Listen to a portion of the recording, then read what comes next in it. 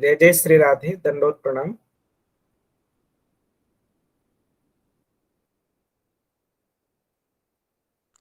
जय जय श्री राधे।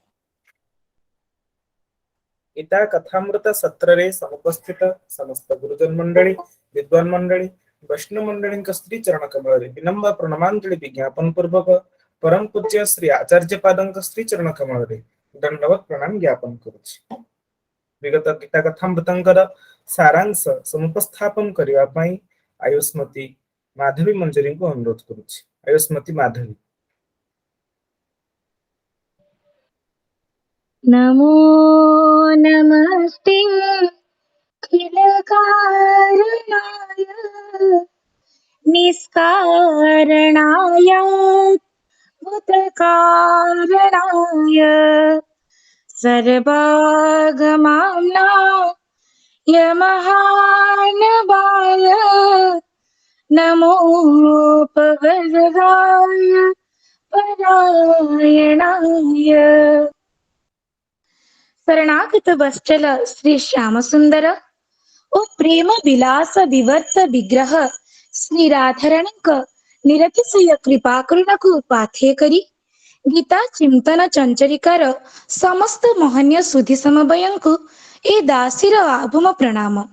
परम भागवत वैष्णव शिरोमणि श्री चक्रवर्ती पादंक श्री चरण कमलेषु दंडवत प्रणाम पूर्वक गीता कथा सत्रर श्री गोवर्धने अनन्य भावे गौर गिरिधारी भजनानंदे आविष्ट श्री हरिनामेक जीवातु अशेष गोस्वामी ग्रंथ स्वादने प्रवीण दैन पूत मूर्ति श्री आचार्य पदंक श्री चरण कमलेषु दंडवत प्रणाम ज्ञापन पूर्वक ए अथम आजिर गीता कथा सारांश कहबाकू उद्यत हेउछि।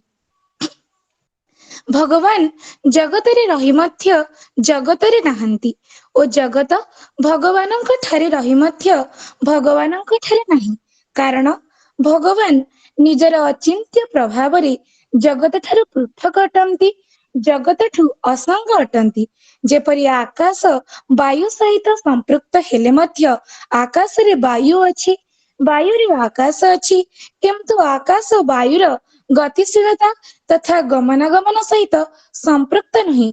सेहिपरि भगवान जागतिक धर्म सह संपृक्त नुहंती।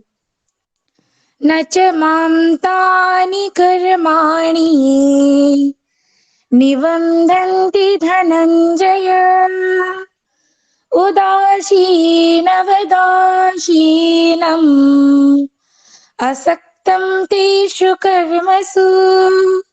भगवान कहते हे अर्जुन, मु से सब कर्म रे अनासक्त और उदासीन सदृश अवस्थान करुथिबारु मोते अर्थात परमात्मा को से सब कर्म बांधती नहीं।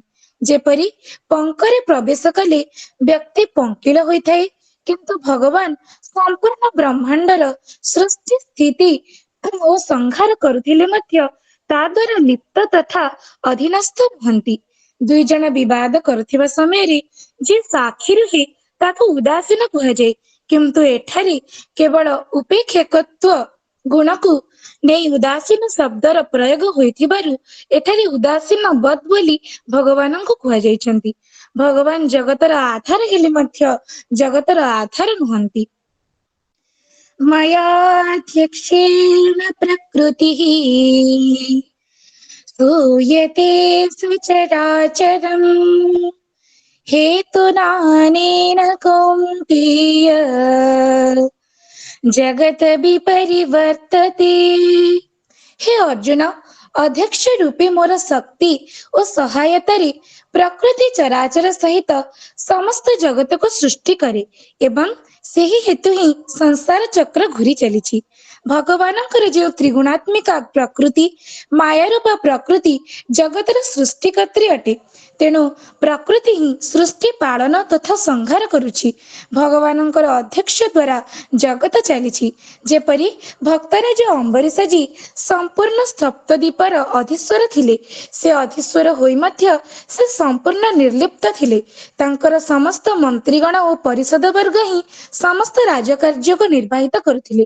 ତେଣୁ ଅମ୍ବରୀଶଜୀ ସମସ୍ତ ଇନ୍ଦ୍ରିୟରେ ଭଗବାନଙ୍କର ସେବାଚନା ହିଁ କରୁଥିଲେ, ଯାହାକୁ ଶ୍ରୀମଦ୍ ଭାଗବତରେ ସୁଖଦେବଜୀ କହିଛନ୍ତି, ସବୈ ମନଃ କୃଷ୍ଣ ପଦାରବିନ୍ଦୟୋ ରବଚାଂସି ବୈକୁଣ୍ଠ ଗୁଣାନୁବର୍ଣ୍ଣନେ କରୋ ହରି ମନ୍ଦିରମାର୍ଜନାଦିଷୁ ଶ୍ରୁତିଂ ଚକାର ଚ୍ୟୁତ ସତ୍କଥୋଦୟେ। ଅମ୍ବରୀଶଜୀ ସମ୍ପୂର୍ଣ୍ଣ ପୃଥିବୀର ରାଜା ହୋଇ ମଧ୍ୟ ନିଜର ମନକୁ ଭଗବାନଙ୍କର ପାଦ ପଦ୍ମରେ ହିଁ ବିନିଯୁକ୍ତ କରିଥିଲେ। ବାଣୀକୁ ଭଗବାନଙ୍କର ଗୁଣାନୁବର୍ଣ୍ଣନାରେ ନିଯୁକ୍ତ କରିଥିଲେ। ନିଜେ ସମାର୍ଜନୀ ହସ୍ତରେ ଭଗବାନଙ୍କର ଶ୍ରୀମନ୍ଦିରର ମାର୍ଜନା କରୁଥିଲେ। ଅଚ୍ୟୁତଙ୍କର ଦିବ୍ୟ କଥାରସ ଶ୍ରବଣରେ ହିଁ କର୍ଣ୍ଣକୁ ବିନିଯୁକ୍ତ କରିଥିଲେ। ଅମ୍ବରୀଶ ରାଜା ସମସ୍ତ କର୍ମକଳାପକୁ ଯଜ୍ଞାଧିପତି ଭଗବାନଙ୍କର ଶ୍ରୀଚରଣ କମଳରେ ସମର୍ପିତ କରି ଶାସନ କରୁଥିଲେ। ସେ କେବଳ ଅଧ୍ୟକ୍ଷ ଭାବରେ ଅଧିଷ୍ଠିତ ଥିଲେ। ତାଙ୍କର ମନ୍ତ୍ରୀବର୍ଗ ହିଁ ରାଜ୍ୟର ପରିଚାଳନା କରୁଥିଲେ। ସେହିପରି ପ୍ରକୃତି ଜଡ ଓ ଅଚେତନ ଅଟେ। ଭଗବାନଙ୍କର ଅଧ୍ୟକ୍ଷ ତଥା ଅଧିଷ୍ଠାନ ଦ୍ୱାରା ପ୍ରକୃତି ସମସ୍ତ କାର୍ଯ୍ୟ କରିବାକୁ ସମର୍ଥ ଅଟେ। ଏଠାରେ ଶ୍ରୀ ମଧୁସୂଦନ ପାଦ ଗୁଡ଼ାର୍ଥ ଦୀପିକାରେ କହୁଛନ୍ତି, ଯେପରି ସୂର୍ଯ୍ୟ ଉଦୟ ହେଲେ ପ୍ରାଣୀଗଣ ତତ୍ତତ୍ କର୍ମରେ ପ୍ରବୃତ୍ତ ହେଉଛନ୍ତି, କିନ୍ତୁ ପ୍ରବୃତ୍ତ କରାଇଲେ ମଧ୍ୟ ସୂର୍ଯ୍ୟଙ୍କର ସାକ୍ଷାତ କର୍ତ୍ତୃତ୍ୱ ନାହିଁ। କିନ୍ତୁ ସୂର୍ଯ୍ୟଙ୍କ ପ୍ରକାଶ ବିନା ଜଗତର କୌଣସି କାର୍ଯ୍ୟ ସମ୍ଭବ ନୁହେଁ। ସେପରି ଭଗବାନଙ୍କର ଅଧିଷ୍ଠାନ ମାତ୍ରରେ ପ୍ରକୃତି ଚେତନାମୟୀ ହୋଇ ଜଗତର ସୃଷ୍ଟି ସ୍ଥିତି ସଂହାର କରିଥାଏ। ଅବଜାନନ୍ତି ମାଂ ମୂଢ଼ାଃ ମାନୁଷୀଂ ତନୁମାଶ୍ରିତମ୍ ପରଂ ଭାବମଜାନନ୍ତୋ ମମ ଭୂତମହେଶ୍ୱରମ୍। ମୋର ପରମ ଭାବ ଜାଣିନଥିବା ମୂଢ ଲୋକମାନେ ମନୁଷ୍ୟ ଶରୀର ଧାରଣ କରିଥିବା ସକଳ ଭୂତଙ୍କ ମହାନ ଈଶ୍ୱର ସ୍ୱରୂପ ମତେ ତୁଚ୍ଛ ଦୃଷ୍ଟିରେ ଦେଖନ୍ତି, ଅର୍ଥାତ୍ ନିଜର ଯୋଗମାୟା ଦ୍ୱାରା ସଂସାରର ଉଦ୍ଧାର ନିମନ୍ତେ ମନୁଷ୍ୟ ରୂପରେ ବିଚରଣ କରୁଥିବା ମୋତେ ସାଧାରଣ ମନୁଷ୍ୟ ବୋଲି ଭାବନ୍ତି। ଭଗବାନ ଜଗତର ମୂଳ ତତ୍ତ୍ୱ ଅଟନ୍ତି, ମାୟାର ଅଧୀଶ୍ୱର ଅଟନ୍ତି। ତଥାପି ଭଗବାନ ଅବତାର ସମୟରେ ମନୁଷ୍ୟ ପରି ଲୀଳା କରୁଛନ୍ତି। ଶ୍ରୀରାମ ତଥା ଶ୍ରୀକୃଷ୍ଣ ରୂପରେ ମନୁଷ୍ୟ ଶରୀରକୁ ସ୍ୱୀକାର କରି ମାନୁଷୋଚିତ ଲୀଳାକୁ ସମ୍ପାଦନ କରୁଛନ୍ତି। ଭଗବାନଙ୍କର ଏହି ଲୀଳା ବିଳାସରେ ଅନଭିଜ୍ଞ ବ୍ୟକ୍ତିଗଣ ତାଙ୍କର ପରମ ଐଶ୍ୱର୍ଯ୍ୟଙ୍କୁ ଅବଗତ ନ ହୋଇ ସେମାନେ ପରମ ବ୍ରହ୍ମ ହିଁ ଜଗତର ହେତୁ ବୋଲି ମାନନ୍ତି। ଭଗବାନଙ୍କର ଦିବ୍ୟ ଜନ୍ମ କର୍ମ ତଥା ଅବତାରକୁ ବୁଝିପାରନ୍ତି ନାହିଁ। ଭଗବାନ କେବଳ ଭକ୍ତମାନଙ୍କୁ ଅନୁଗ୍ରହ କରିବା ପାଇଁ ମନୁଷ୍ୟ ଭଳି ପ୍ରତୀୟମାନ ଶ୍ରୀ ବିଗ୍ରହକୁ ସ୍ୱୀକାର କରିଥାନ୍ତି। ମୂଢ ବ୍ୟକ୍ତି ଶ୍ରୀ ଭଗବାନଙ୍କର ଅପ୍ରାକୃତ ସଚ୍ଚିଦାନନ୍ଦ ଘନ ସ୍ୱରୂପର ତତ୍ତ୍ୱକୁ ବୁଝିପାରିନଥାଏ। ଭଗବାନଙ୍କର ମୁଖରେ ମାତା ଯଶୋଦା ସମ୍ପୂର୍ଣ୍ଣ ବ୍ରହ୍ମାଣ୍ଡକୁ ଅବଲୋକନ କରି କହିଥିଲେ, କିଂ ସ୍ୱପ୍ନ ଏତତ୍ ଉତଦେବ ମାୟା କିଂ ବା ମଦୀୟୋ ଗତ ବୁଦ୍ଧି ମୋହଃ। ବାଲ୍ୟକାଳରେ ମାତା ଯଶୋଦା ଶ୍ରୀକୃଷ୍ଣଙ୍କର ମୁଖରେ ପଞ୍ଚଭୂତ ପଞ୍ଚତନ୍ମାତ୍ର ସମସ୍ତ ଇନ୍ଦ୍ରିୟ ସମ୍ପୂର୍ଣ୍ଣ ବ୍ରହ୍ମାଣ୍ଡକୁ ଅବଲୋକନ କରିଛନ୍ତି। ତେଣୁ ଭଗବାନଙ୍କ ଶରୀର ନରାକୃତି ହେଲେ ମଧ୍ୟ ତାହା ସଚ୍ଚିଦାନନ୍ଦଙ୍କର ସ୍ୱରୂପ ଅଟେ। ଜୀବମାନଙ୍କର ଶରୀର ଭେଦ ଅଛି, କିନ୍ତୁ ଭଗବାନଙ୍କର ଦେହ ଦେହି ଭେଦ ନାହିଁ। ଭଗବାନ ନିଜେ ହିଁ ଆତ୍ମସ୍ୱରୂପ ଅଟନ୍ତି। ଯେତେବେଳେ ଭଗବାନ କର୍ଦମ ମହର୍ଷିଙ୍କୁ ଦର୍ଶନ ଦେଇଛନ୍ତି, ସେତେବେଳେ ଶ୍ରୀମଦ୍ ଭାଗବତରେ ଅଛନ୍ତି, ଦର୍ଶୟାମାସ୍ତଂ କ୍ଷିପ୍ତଃ ଶାବ୍ଦଂ ବ୍ରହ୍ମ ଦଦତ୍ ବପୁଃ ତାବତ୍ ପ୍ରସନ୍ନୋ ଭଗବାନ ପୁଷ୍କରକ୍ଷ୍ୟୋ କୃତେ ୟୁଗୀ।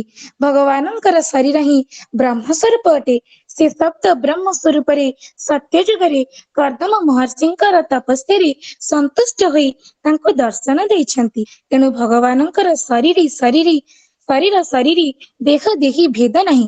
ମୁଁ ଏତିକି କହି ଆମକୁ ଶ୍ରୀ ଗୀତା କଥାମୃତ ବାରିଧିରେ ଅବଗାହନ କରାଇବା ନିମନ୍ତେ ପୂଜ୍ୟ ଶ୍ରୀ ଆଚାର୍ଯ୍ୟ ପଦଙ୍କୁ ନିବେଦନ କରୁଛି। जय जय श्री राधेश्याम। श्री गुरुदेव भगवान की जय। दंडवत प्रणाम।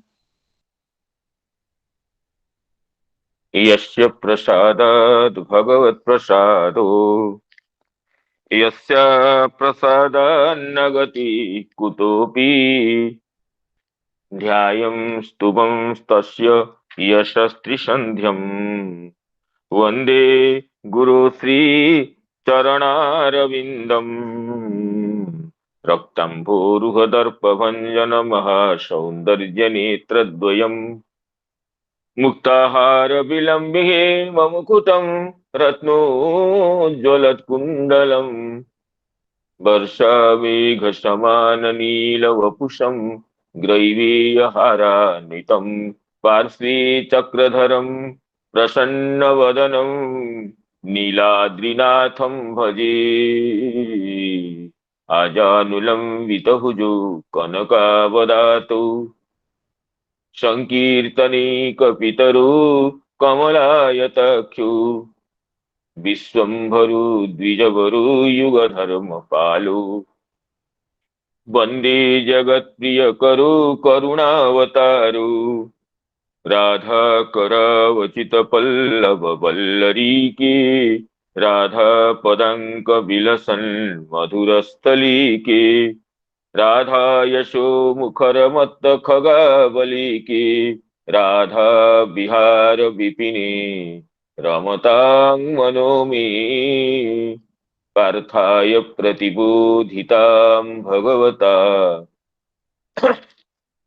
व्यासेन पार्थाय प्रतिबोधितां भगवता नारायणेन स्वयं व्यासेन ग्रथितां पुराणमुनिना मध्ये महाभारतम् अद्वैतामृतवर्षिणीं भगवती मष्टादशाध्यायिनी मम्बत्वामनुसन्दधामि भगवद् गीते भवद्वेषिणीं वाञ्छाकल्पतरुभ्यश्च कृपा सिन्धुभ्यैव च पतितानां पावनेभ्यो वैष्णवेभ्यो नमो नमः पतितानां पावनेभ्यो वैष्णवेभ्यो नमो नमः।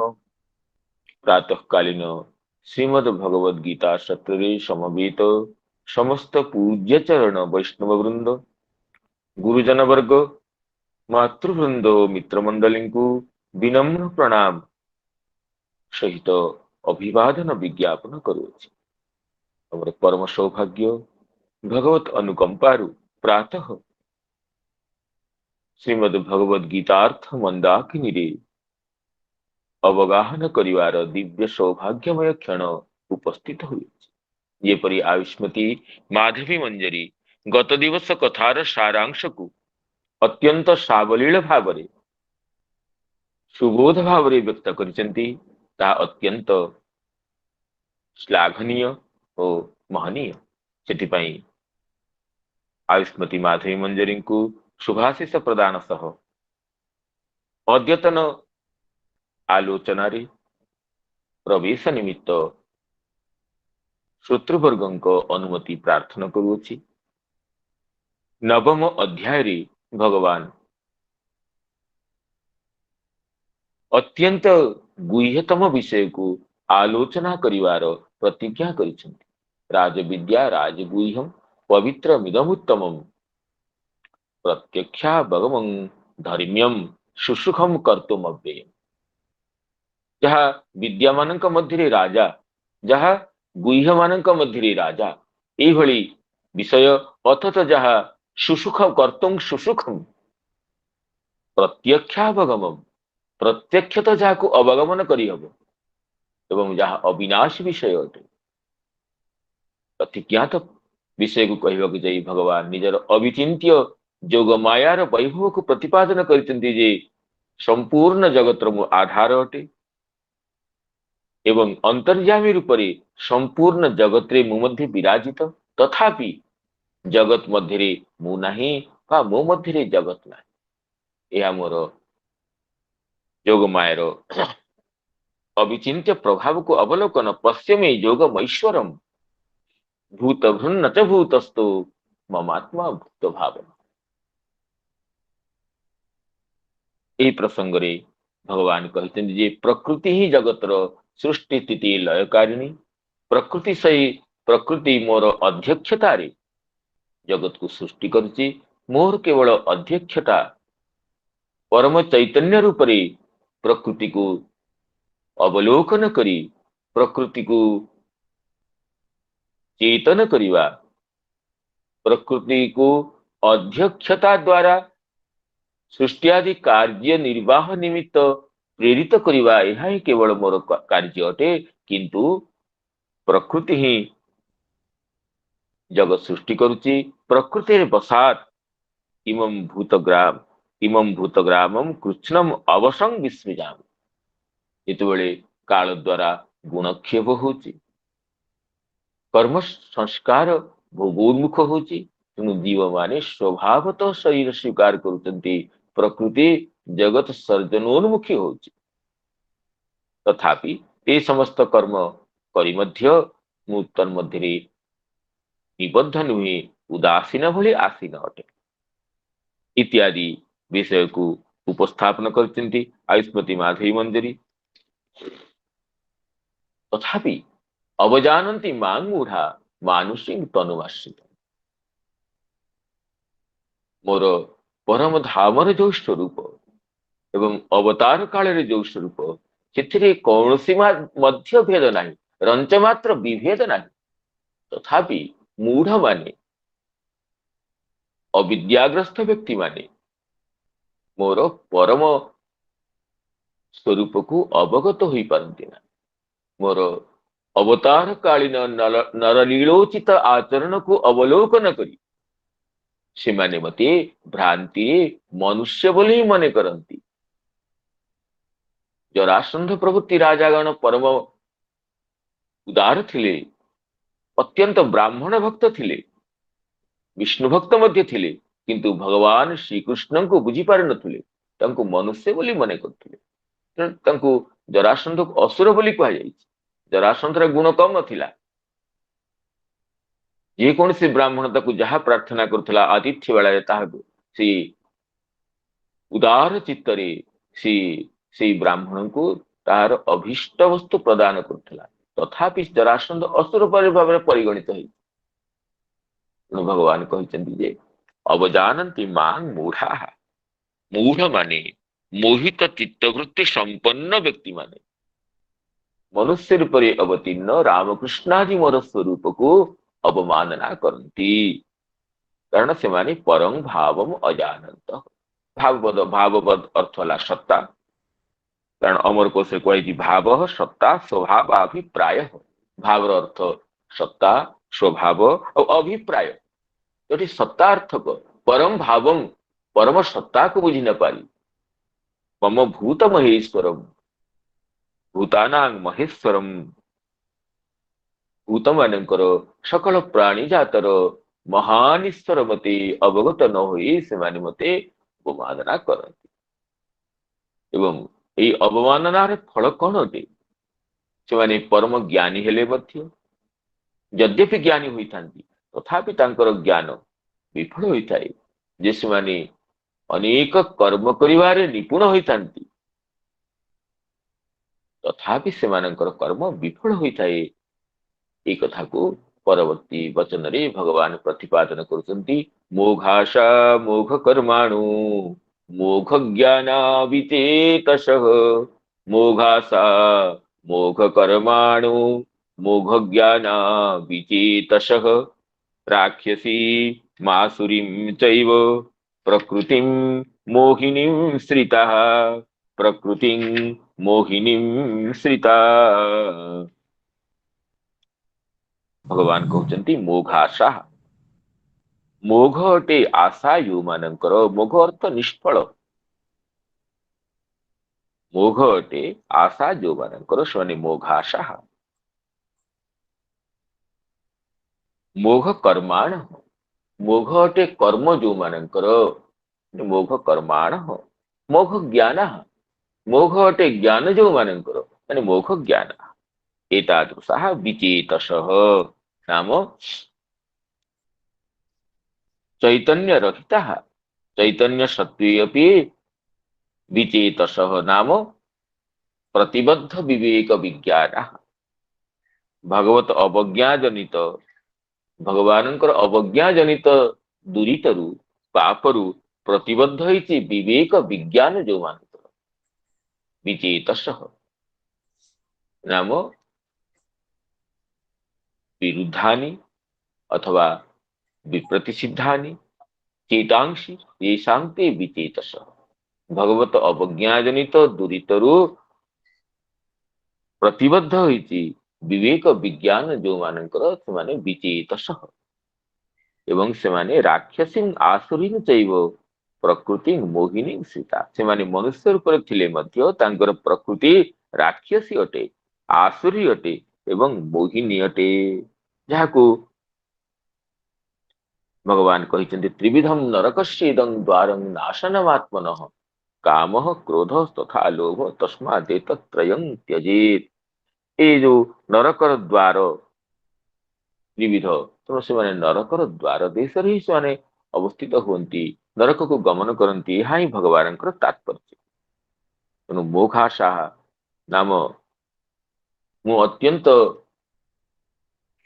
प्रयास निरत अटे मोर बुद्धि विवेक अधिक अटे मु सब किसी करि परिबी ए भली जो आशा तांकर ईश्वरोहम सिद्धोहम इत्यादि जो आशा तांकर ईश्वरोहं अहं भोगी सिद्धो बलवान सुखी आढ्यो भी जनवानस्मि कोन्योस्ति सदृशो मया इत्यादि जो आसुरी संपत्तिर वर्णना भगवान 16 अध्याय करिवे से प्रसंग रे सेमानंकु तांकर समस्त आशा को विफल बोली कुआ जे जो माने आसुरी प्रकृति को आश्रय करता एठी मोघासाह मोघ कर्माणः मोघ ज्ञान विचेतस यार सारार्थ दर्शन टीका को अवलोकन करिबा टीकाकार कहउछन जे ननुजे मानुषिं मायामयीं तनुं आश्रित अयं ईश्वर इति मत्वा त्वां अवजानन्ति तेषां का गति जो माने तुमको अवमानना करती ये मायामयी तनु को आश्रित अटंती ये ईश्वर नुहंती ईश्वर हेले मध्य मायामयी तनु को आश्रित गुणमय शरीर विशिष्ट अटंती मायिक स्वरूप अटे ये माया रहित नुहंती निर्गुण नुहंती तेणु एभली जो विचार करती मायामयी तनु आश्रित अयं ईश्वर हेले मध्य ये गुणमय तनु को आश्रित त्रिगुणातीत नुहंती इत्यादि विविध विकल्प को विवेचना करती तांकर कौन गति ये प्रश्नर उत्तर भगवान कहते मोघाशा एटी टीकाकार कहते मोघाशा मोघ कर्माण मोघ ज्ञान तीन पदरे एटी मोघाशा रे भक्तर मोघ कर्माण कर्मीर मोघ ज्ञान रे ज्ञानीर विषय रे आलोचना है यदि भक्ता अपि स्यु तदपि मोघाशा भवन्ति जदि से भक्त हटंती भक्त होइथिले मध्य यदि भगवानंकर श्री विग्रह को माइक बोली मन करती भगवान को अवतार स्वरूप को मानुषी तनु बोली अवमानना करती तेरे सेमानंकर आशा अर्थात भक्ति साधन जनित सालोक्य मत सालोक्यादि असालोक्यादि अभिवांछित न प्राप्त सालोक्य साष्टी सामीप्य सारूप्यादि भक्तर जहा अभिवांछित फल थाए ताहा मध्य से ताहा कथमपि प्राप्त हुए नहीं कारण भगवत विग्रह को मायामय मने करी मानुषी तनु मने करी से माने जो दुरित करी थांती से दुरित द्वारा प्रतिबंधकीभूत होता है से मानकर आशा निष्फल एव आशा फल प्रार्थना देशांते एभली अर्थ करिसंती श्री मधुसूदन सरस्वती मधुसूदन सरस्वती कहते ईश्वरम अंतरेण कर्माण्येव न फलं दास्यन्ति इति एवं रूपा मोघा निष्फला एव आशा फल प्रार्थना देश ईश्वर को बिना मध्य मोर प्रयास रे कर्म फल दे परिवो एभली ईश्वर शरणागति व्यतीत ईश्वरंकर अवमानना सहकृत तांकर जो आशा ताहा विफल होता है अतएव मोघ कर्माण एठी टीकाकार कहउछन जे मोघ कर्माण कर्मफलम स्वर्गादिकम ते न लभन्ते। मोघ अटे कर्म जो मानकर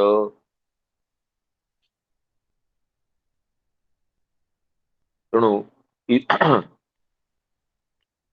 ईश्वर विमुख होइथिबारु भगवती विग्रहरी अवमानना करुथिबारु श्रम मात्र रूपाणी अग्निहोत्रादीनि कर्माणि देशान्ते। ସେମାନେ ହୁଏତ ଅଗ୍ନିହୋତ୍ର ଆଦି ନିତ୍ୟ ନୈମିତ୍ତିକ ସମସ୍ତ କର୍ମ ସୁଚାରୁ ରୂପରେ ସମ୍ପାଦନ କରିଥାଇ ପାରନ୍ତି, ତାଙ୍କର କର୍ମ କରିବାରେ ତ୍ରୁଟି ନଥାଇପାରେ, ତଥାପି କର୍ମର ଫଳଦାତା ଭଗବାନଙ୍କ ଠାରେ ଅପରାଧ କରୁଥିବାରୁ ଭଗବତ ତତ୍ତ୍ୱକୁ ଅବଗତ ନ ହୋଇଥିବାରୁ ତାଙ୍କର କର୍ମ ଫଳ ପ୍ରଦାନ କରିବାକୁ ସମର୍ଥ ହୁଏ ନାହିଁ।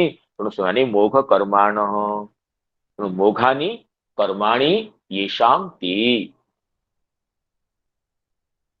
केवलम एटी मधुसूदन सरस्वती पाद कहते गुणार्थ दीपिकारे वे श्रम मात्र रूपाणि अग्निहोत्रादीनि कर्माणि देशां। आउ मोघ ज्ञान यदि ते ज्ञानी न तर्हि मोघ ज्ञान मोघम ज्ञानम येषां ते नाम ज्ञान फलं मोक्षम न विन्दन्ति न लभन्ति। ज्ञानर परम फल चर्म साध्य रूप मोक्ष को ही प्रतिपादन करा जाय। सेमाने ज्ञानी हेले मध्य समतम आदि साधन संपन्न हेले मध्य वैराग्यवान हेले मध्य यदि अवजानन्ति मां मूढ़ा इत्यादि श्लोकर तात्पर्य विषयभूत अटंती तेबे तांको मोघ ज्ञान कुआजियो। तांकर ज्ञान निजर फल प्रदान करि परिबोनी। ज्ञानर जहा फल मोक्ष ताहा सेमानंकु देई परिबो नाही। तेणु मोघ मोघाशः मोघ कर्माणः मोघ ज्ञानः विचेतसः ते विचेतसः भवन्ति। नाम भगवत अवज्ञा जनित दुरित द्वारा तांकर विवेक विज्ञान तांकर चेतः तांकर अंतःकरण विरुद्ध होइथाए विपरीत होइथाए माने विचेतसः भवन्ति। तेणु से माने भगवान अवमाननावशतः राक्षसी तनुकु आसुरी तनुकु राक्षसी नाम एठी तामसी तनुकु आगला राक्षसी तामसी अविहित हिंसा हेतु द्वेष प्रधानम आसुरीं च राजसीम। शास्त्र अनभ्यनुज्ञात विषय भोग हेतु राग प्रधानांच मोहिनी अथवा राजसी तामसी तनु को स्वीकार करते जन्मांतर रे राक्षसी तनु हो बा आसुरी तनु हो जहाँकि मोहिनी अटे। विषय भोग प्रधान विषय भोग हेतु राग प्रधान शास्त्रीय ज्ञान भ्रंश हेतु मोहिनी अटे। मोह विशिष्ट जो प्रकृति अटे ताकू प्राप्त होता है जहां दो भूत सर्गो लोकेस्मिन् दैव आसुर एव च इत्यादि 16 अध्याय भगवान प्रतिपादन करिसेंते। तेणु सेमाने ते राक्षसीं प्रकृतिं राक्षसानां स्वभावं श्रिताः प्राप्ताः भवन्ति।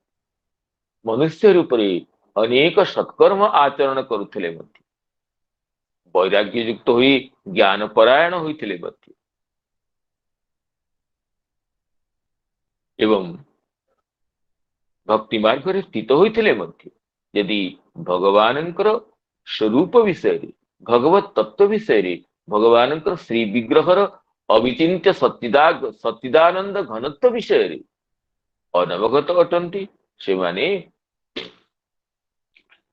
कथमपि परम पुरुषार्थ प्राप्तिर पथरे पथिक होई न पारंती। अथच सेमानंकर आशा ज्ञान कर्म समस्त मोघ होइथाए कथमपि अमोघ हुए नहीं।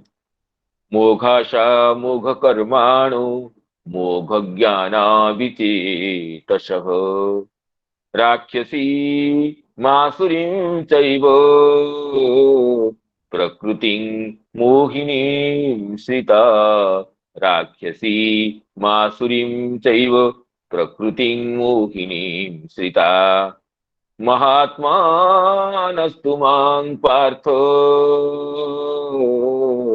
दैवीं प्रकृतिमाश्रितः भजन्त्यनन्यमनसो ज्ञात्वा भूतादिमव्ययम् भजन्त्यनन्यमनसो ज्ञात्वा भूतादिमव्ययम्।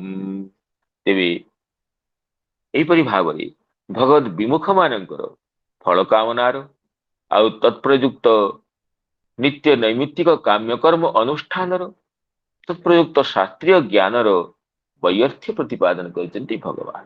तेणु तांकर पारलौकिक फल तो शून्य अटे आउ सेमानंकर ऐहलौकिक फल मध्य किंचित नाही जे तांको विचेतस बोली कहिसंती। मोघाशा मोघ कर्माण मोघ ज्ञाना विचेतसरे विचेतस कहवा द्वारा सेमाने विवेक विज्ञान शून्य अटंती अर्थात तांकर इहलोक रे मध्य किछि फल रहे एवं सेमाने मोघ कर्माण मोघ ज्ञान तेणु सेमानंकर पारलौकिक फल मध्य नाही।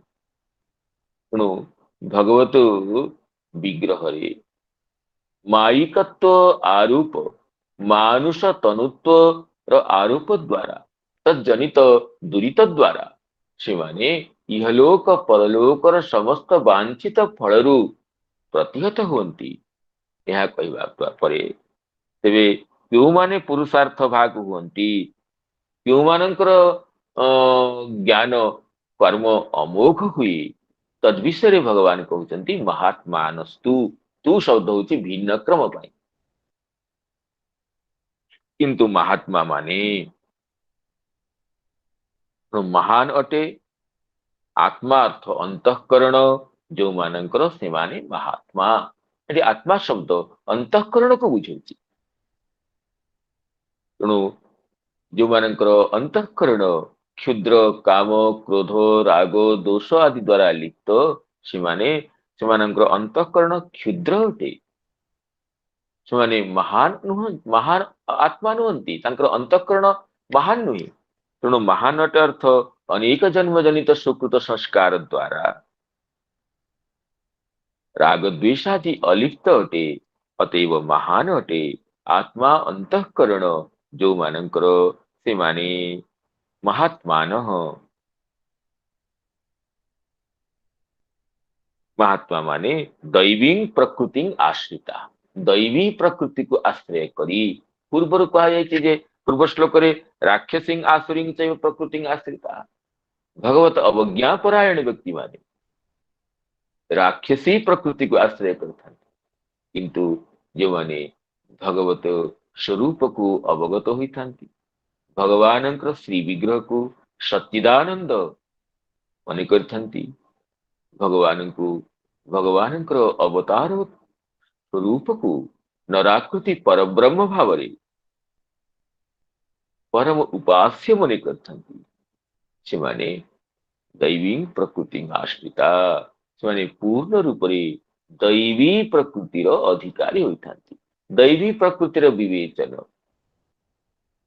भगवद गीतार 16 अध्याय रे सुस्पष्ट भाव रे अवलोकन जोठी कि भगवान दैवी प्रकृति को 26 गुण कहिसंती अभयं सत्व संशुद्धि ज्ञान योग व्यवस्थिति दानम दमश्च यज्ञश्च स्वाध्याय तपः आर्जवम् अहिंसा सत्यम अक्रोधः त्यागः शांति अपेशुनम् दया भूतेषु अलोलुप्तम् मार्दवम् ह्रीः अचापलम् तेजः क्षमा धृतिः शौचम् अद्रोहो नातिमानिता भवन्ति संपदम् दैवीम् अभिजातस्य भारत।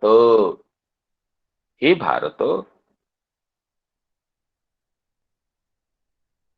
अभिजात दैवीम् अभिजातस्य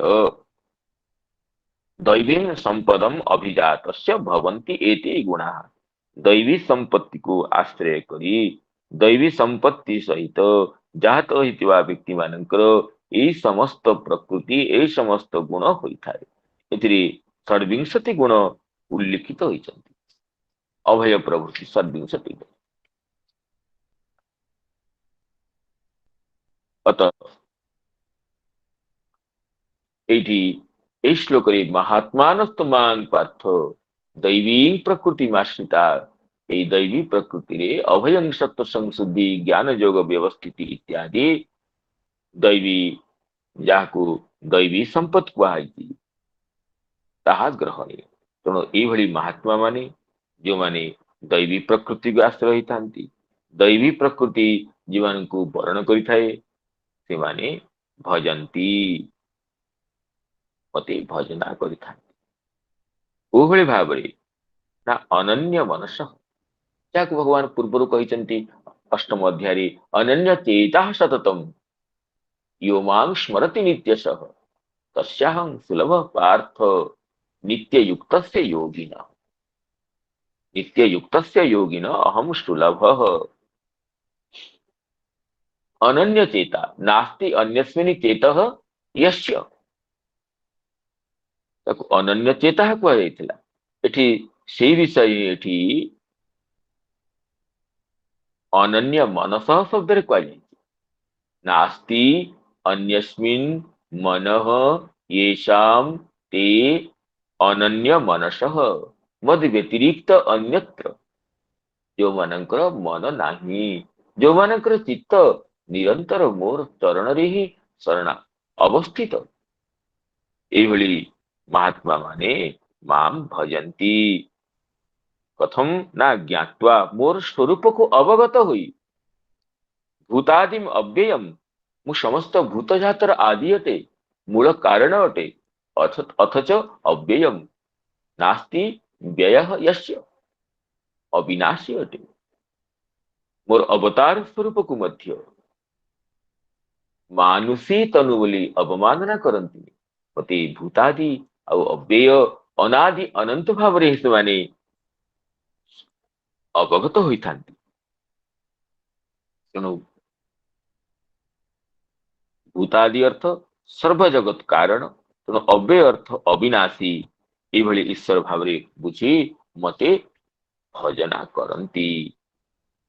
तेणु सेमाने वस्तुत महात्मा अटंती, कथमपि क्षुद्रात्मा नुहंती। क्षुद्रात्मा व्यक्ति जे जार अंतःकरण राग द्वेषादि दोष द्वारा कलुषित अटे, कामादि द्वारा लिप्त अटे, सी कथमपि भगवानंकर पारमेश्वर्य को अवगत हुई भगवानंकर अनन्य चेता रूपरे भगवानंकर भजन करने को समर्थ हेब नहीं, दैवी प्रकृतिर अधिकारी हेबनी। श्रीमद् भागवत पंचम स्कंदरे श्री प्रहलाद जी कहते जे जी भगवान श्रीहरि को भजना करे सर्वे सर्वे गुणी तत्र समासते सुरा, समस्त गुण ताको ता निकटरे आसिकी अवस्थान करिथांती एवं अप्राकृत देवता माने मध्य तार शरीर रे वास करंती जे भगवान को भजना करिथाय। हरा बभक्तस्य कुतो महद्गुणा मनोरथे नाशति धावतो वही, किंतु भगवान श्रीहरिंक ठारे जार समुचित भक्ति नाही, सी ता पाखरे महद्गुण बा दैवी प्रकृति किपरि आसिपारे। मनोरथेन असति वही धावतः, विभिन्न मनोरथ द्वारा संसार मार्गरे संसार असत मार्गरे जे नित्य निरंतर प्रधावित होती ता पाखरे महद्गुण किपरि आसिबो। जस्यास्ति भक्ति भगवत्य किंचना सर्वे गुणैस्तत्र समासते सुरा। भगवान श्रीहरिंक ठारे जार अकिंचना भक्ति अछि, निष्किंचना भक्ति अछि, ता निकटरे समस्त गुण खळे कपोतिका न्याय रे स्वतः आसी निवास करिथांती। हरा भक्तस्य कुतो महद्गुणा मनोरथे नाशति धावतो बहि। अतः एठी भगवान सेमानंकु महात्मा शब्द रे कहिचंती एमाने एवं सेमाने दैवी प्रकृति को अवलंबन करिथांती एवं अनन्य चेता होई निजर मनर प्रवाह को अन्यत्र गतिशील हेबाको न दई मोर सर्वादित्व सर्व कारणत्व अविनाशित्व को अवगत हुई मते भजना करता महात्मानस्तु मां पार्थो दैवीं प्रकृतिमाश्रिता भजन्त्यनन्य मनसो ज्ञात्वा भूतादिमव्ययम् ज्ञात्वा भूतादिमव्ययम् तेବେ ସେମାନଙ୍କର ଭଜନର ପ୍ରକାର କିପରି କେନ ପ୍ରକାରେଣ ଭଜନ୍ତି ଭଜନस्य ପ୍ରକାରः କः कश्च तेषां मार्गः इत्यादि जिज्ञासा पे भगवान परे कहते ये सततम कीर्तयन्तु माम यतन्तश्च दृढव्रतः नमस्यन्तश्च मां भक्त्या नित्ययुक्ता उपासते सततं कीर्तयन्तु माम यतन्तश्च दृढव्रतः नमस्यन्तश्च मां भक्त्या नित्ययुक्ता उपासते। अच्छा तो पूर्व श्लोकर आम सारार्थ दर्शनी टीका को अध्ययन करिने तेणु प्रथमतः पूर्व महात्मानस्तु मां पार्थ श्लोकर सारार्थ दर्शनी टीका को अवलोकन करिया तापर परवर्ती श्लोक विचार करिया। टीकाकार कहते तस्मात् जे महात्मानः यादृच्छिक मदभक्ति कृपया महात्मत्वं प्राप्त।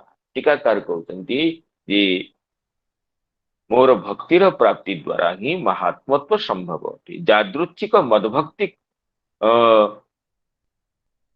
कृपया यादृच्छिक भाव मोर भक्तिर कृपा लाभ करी बा भक्तर कृपा लाभ करी जा भक्ति भगवत कृपारु अनायास प्राप्त होता है यदृच्छा प्राप्त होता है कौन से साधन द्वारा जहाँ संभव नुहे ये मोर भक्ति को प्राप्त हुई जो महात्मत्व को प्राप्त होइचंती ते मानुषा अपि दैवी प्रकृति से मनुष्य शरीर रे थिले मध्य दैवी प्रकृति को नाम देवानां स्वभावं प्राप्त।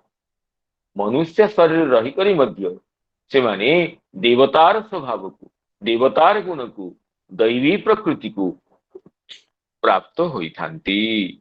जेपरी श्लोक कहुई मनुष्य शरीर रही करी मध्य राक्षसी शरीर राक्षसी प्रकृति को प्राप्त होता मनुष्य पर रही करी मध्य पशुत्व को प्राप्त होता किंतु प्रकारांतर ए माने महात्मा माने मनुष्य शरीर रे अवस्थान करथिले मध्य दैवी प्रकृति आश्रिता देवत्वं प्राप्ता।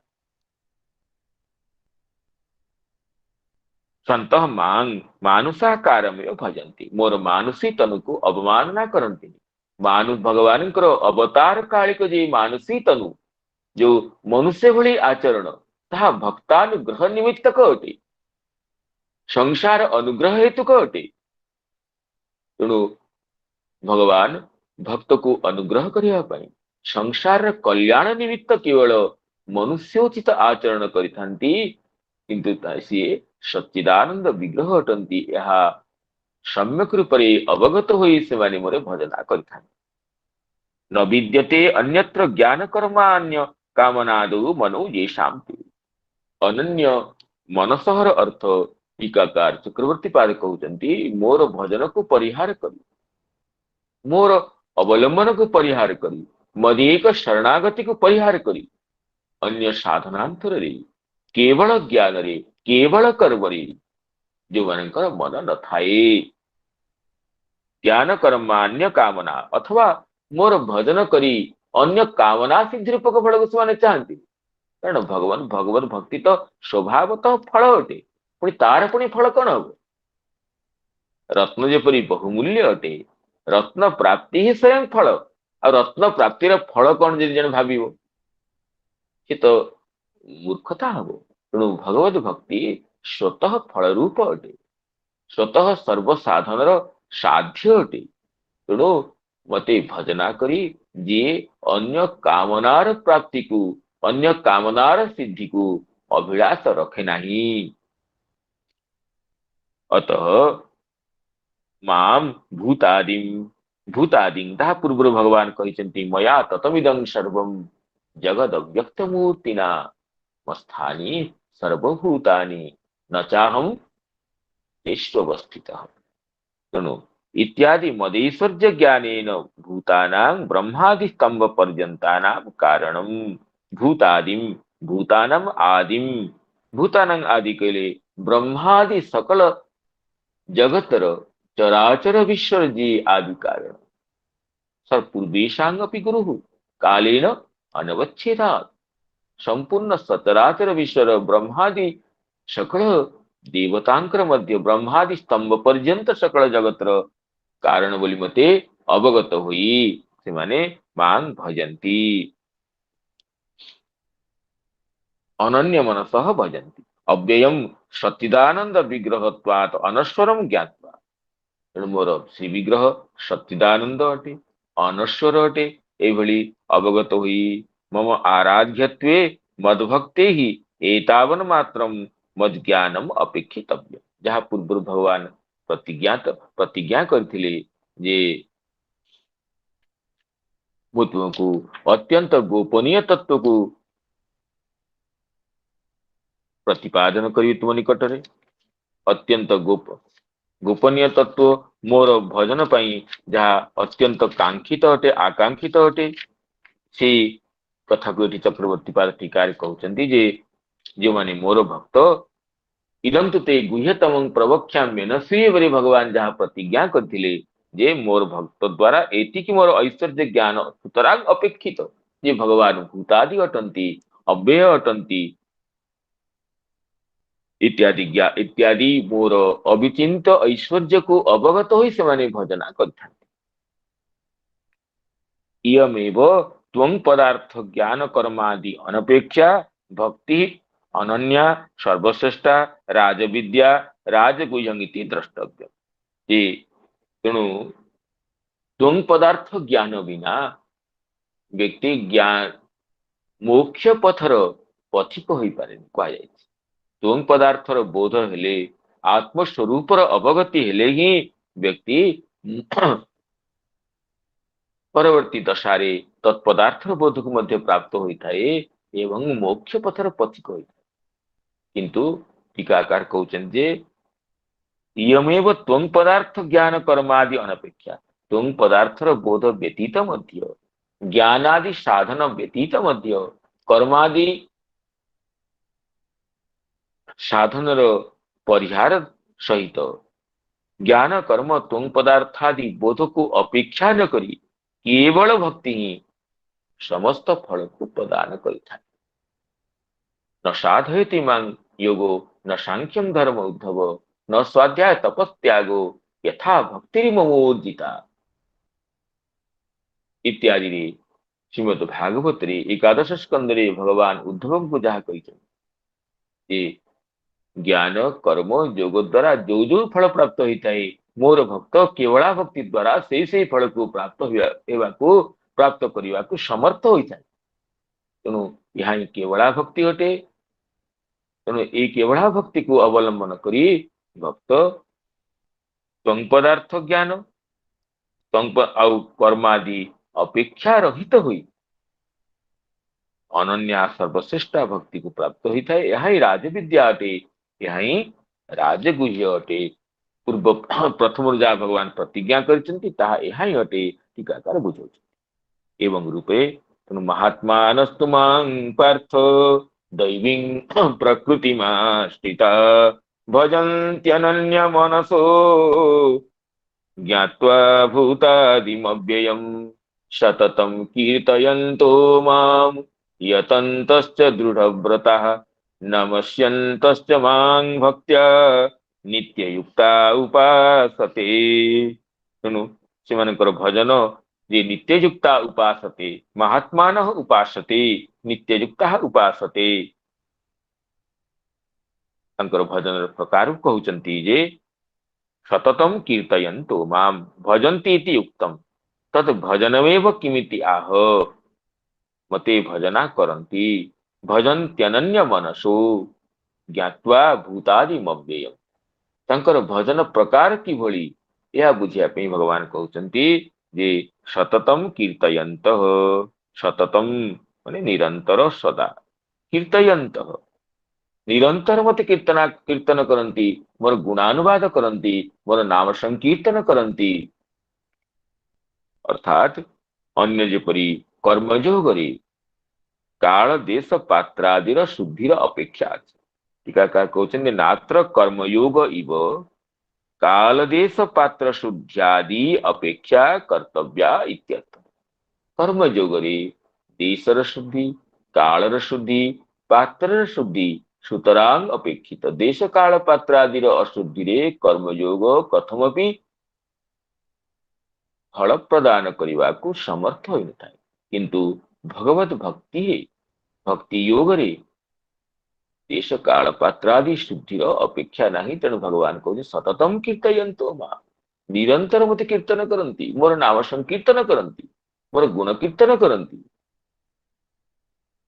तेणु टीकाकार स्मृतिर वचन को उद्धार करचंती न देश नियमस्तत्र न काल नियमस्तथा नोच्छिष्टादो निषेधोस्ति श्री हरेर नाम निलब्धक एपरि उत्तम देश रे ही भगवान का कीर्तन करिवी उत्तम समय रे ही भगवान का नाम कीर्तन करिवी एपरि व्यवस्था कथमपि नाही सबु देश रे सबु समय रे करा जाय परिबो एपरि कि उच्छिष्ट मुखरे मध्य भगवान नाम कीर्तन करिवारे नाम ग्रहण करिवारे कौनसी बाधा नाही नोच्छिष्टादो निषेधोस्ति श्रीहरे नाम निलुब्धक भगवान नाम रे उच्छिष्ट यदि उच्छिष्ट अवस्था मध्य उच्छिष्ट मुखरे मध्य जदि जड़े भगवान का नाम को ग्रहण करिथाय मुखरे ताहा कथमपि दोषावह नुहे किंतु उच्छिष्ट मुखरे कर्मकांडर कर्म साधन कर्म को जड़े कथमपि आचरण करि परिबो ना सततम कीर्तयंतो मांग देश काल पात्रादिर अपेक्षा नथिबारु सर्व सौलभ्य प्रतिपादित होछि एवं श्रीमन महाप्रभु कहते नाम नामकारी बहुधा निज सर्वशक्ति तत्रार्पिता नियमित स्मरणे न काल भगवान का नाम रे भगवान का समस्त शक्ति निहित होती किंतु नियमित स्मरणे न काल स्मरणे काल न नियमित नाम भगवान का नाम समस्त शक्ति पूर्ण अटंती भगवान ठारे जो शक्ति अच्छी भगवान का नाम रे से शक्ति अच्छी अथच नाम स्मरण पाई कौनसी निर्दिष्ट कालर प्रतिबंधकता नहीं अतः सततम कीर्तयंतो माम यतंतश्च दृढ़व्रता यतंत यतमानाः हम निरंतर प्रयासशील जो माने किपरि मोर भक्ति सिद्ध हब किपरि मोर भक्ति फलीभूत हब तेणु से माने यतमा यतंत नाम यतमानाः निरंतर प्रयास तत्पर टीकाकार सुंदर उदाहरण दे कहउचंती जे यथा कुटुंब पालनार्थम दीनाः गृहस्थाः धनिक द्वारा दो धनार्थम यतन्ते कुटुंब पालन पाई व्यक्ति केते केते प्रयास न करे निजे दीन होइतिले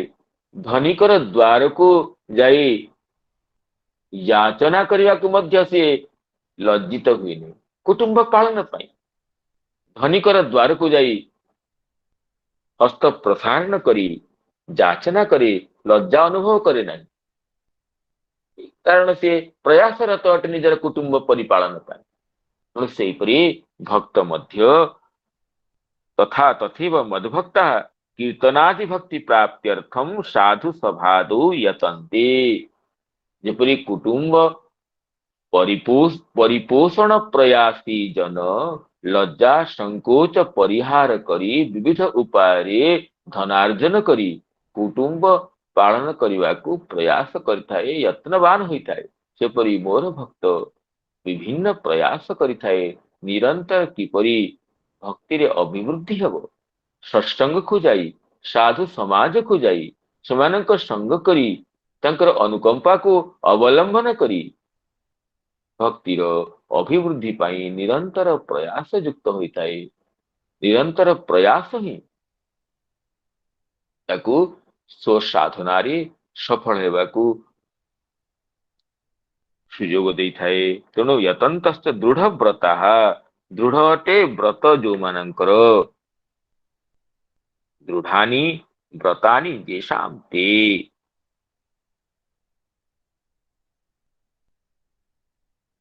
ତେଣୁ ଯାହାକୁ ପତଞ୍ଜଳି ଜାତି ଦେଶ କାଳ ସମୟାନବଚ୍ଛିନ୍ନା ସାର୍ବଭୌମା ମହାବ୍ରତମ ବୋଲି କହିଛନ୍ତି। ଜାତି ଦେଶ କାଳ ସମୟ ଦ୍ଵାରା ଅନବଚ୍ଛିନ୍ନ ହେଲେ ସେ ସାର୍ବଭୌମ ହବ, ତାକୁ ମହାବ୍ରତ ବୋଲି କୁହାଯିବ। ଯଦି ଜାତି ଦେଶ କାଳ ସମୟ ଦ୍ଵାରା ଅବଚ୍ଛିନ୍ନ ହେଇଯିବ ସିଏ ମହାବ୍ରତ ହବନି। ତେଣୁ ସେଇ ମହାବ୍ରତକୁ ଯିଏ ଆଚରଣ କରୁଛନ୍ତି ସେମାନେ ତାଙ୍କୁ ହିଁ ଦୃଢ ବ୍ରତ ଭାବରେ ଭଗବାନ କହିଛନ୍ତି। ଏ ଦୃଢ ବ୍ରତା ଦୃଢ ଅଟେ ବ୍ରତ ଯୋଉମାନଙ୍କର ଦୃଢାନି ବ୍ରତାନି ନିୟମଃ ଯେଷାଂ ତେ। ଟୀକାକାର ଭକ୍ତର ଭାବନାକୁ ଅବଲମ୍ବନ କରି ସ୍ପଷ୍ଟ କରୁଛନ୍ତି ଏତାବନ୍ତି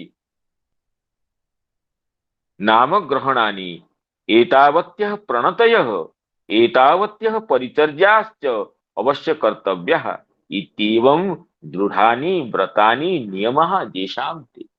आजिठु एतिकी मु भगवानकर नाम ग्रहण करिवि, एतिकी प्रणाम करिवि, एतिकी संख्यक प्रणाम करिवि, एइभଳି भाବରେ परिचर्या करिवि, एइभଳି जो सीतार संकल्प सुदृढ़ अटे। कथमपि निजर संकल्प को भग्न करे नहीं, संकल्प को विचलित होगाकू दिए नहीं, अविचलित संकल्प विशिष्ट होता है। तेणु से दृढ़ व्रत अटे। दृढ़ानी व्रतानी नाम नियम भक्तर जहाँ नियम नाम ग्रहण बा प्रणाम बा परिचर्या इत्यादि समस्त साधन को ये दृढ़ भाव स्वीकार करिथाए, निजर व्रत भाव स्वीकार करिथाए। तेणु दृढ़ व्रता सततम कीर्तयन्तः यतन्तः दृढ़ व्रता निरंतर मोर कीर्तन करती एवं प्रयास करती मोर पथरे साफल्य पाई। आउ दृढ़ व्रता निजर व्रत को निजर नियम को सुदृढ़ भाव आश्रय करता। नमस्यन्तश्च नाम नमस्यन्तः प्रणाम करुथंती नमस्कार करुथंती। च पदरे अन्यान्य भक्ति अंग गृहीत हो। नमस्यंत करे नमस्कार एठी अभिवंदन भक्ति गृहीत होला। श्रवणम कीर्तनम विष्णु स्मरणम पादसेवनम अर्चनम वंदनम दास्यम सख्यम आत्मनिवेदनम। नमस्यंत कहले एठी वंदन रूपक भक्ति गृहीत होला, किंतु च पद द्वारा एठी कहउछन्ति टीकाकार जे चकार द्वारा श्रवण पाद सेवनादि अनुक्त सर्वभक्ति संग्रहार्थ चकार।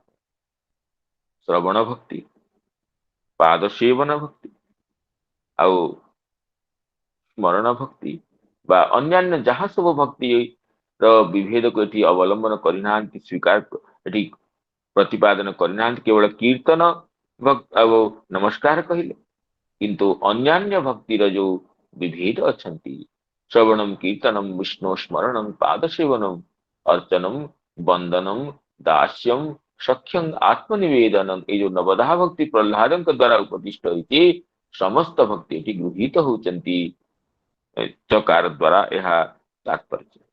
नमस्यन्तश्चैति चकारः श्रवण पाद सेवनादि अनुक्त सर्व संग्रहार्थ अनुक्त सर्वभक्ति संग्रहार्थ। एपरि भावरे निरंतर कीर्तन पूर्वक एवं निजर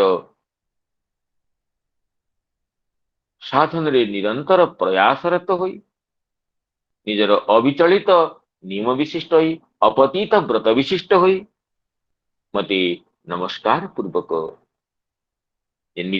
माने उपासना करती नित्य युक्ता उपासते नित्य निरंतर मो सहित संलग्न होई मन द्वारा मो ठारे ही अवस्थान करी मयि एव मन आधस्व मयि बुद्धि निवेशय। भगवान कहे मो ठारे मन को स्थापन करो मो ठारे बुद्धि को स्थापन करो तेरे निश्चित भाव मो सहित ही वास करी। तेणु नित्य युक्ता उपासते नित्य युक्त होई उपासना करते। एभली भाव ए श्लोकर आम अर्थ को आलोचना कले। आउ किछि अल्प किछि अवशिष्ट अछंती टीकारे ଯାହାକୁ ଭଗବତ ଅନୁକମ୍ପାରୁ ଆମେ ଆଗାମୀ ଦିବସରେ ଆଲୋଚନା କରିବାକୁ ସମର୍ଥ ହେବା। ତେଣୁ ସଂଜାତ ତ୍ରୁଟି ବିଚ୍ୟୁତି ପ୍ରମାଦ ଆଦି ଦୋଷ ପାଇଁ କ୍ଷମା ପ୍ରାର୍ଥନା ପୂର୍ବକ ସମସ୍ତ ଗୀତାର୍ଥ ରସ ପିପାସୁ ସୁଧୀ ଶ୍ରୋତୃମଣ୍ଡଳୀଙ୍କ ଚରଣ କମଳରେ ବିନମ୍ର ପ୍ରଣାମ ବିଜ୍ଞାପନ ପୂର୍ବକ ନିଜର ବାଣୀକୁ ବିରାମ ଦଉଛି। ଧନ୍ୟବାଦ। ସମସ୍ତ କୃତଜ୍ଞତା ସହିତ ଶ୍ରୋତୃମଣ୍ଡଳୀଙ୍କୁ ପ୍ରଣାମ ପୂର୍ବକ ନିଜର ବାଣୀକୁ ଉପସଂହାର କରୁଛି। जय जगन्नाथ, जय भगवती गीता माता की जय। सर प्रणाम सर प्रणाम प्रणाम प्रणाम। नमो नमो नमो नमो नमो नमो नमो नमो सर्वेभ्यो महोदय।